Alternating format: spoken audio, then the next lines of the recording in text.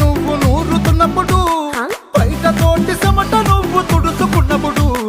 దండాన నీ సొక్కారేస్తున్నప్పుడు, నీ ఒంటి వాసన తెగ గుర్తొచ్చినప్పుడు, రెండు చేతులెత్తి జుట్టు ముడిసినప్పుడు, జండు కత్తుకొని పడుకున్నప్పుడు, అలసిపోయి నువ్వు ఆవలించినప్పుడు, వచ్చుండై ఫీలింగ్స్ వచ్చి వచ్చి చంపేస్తు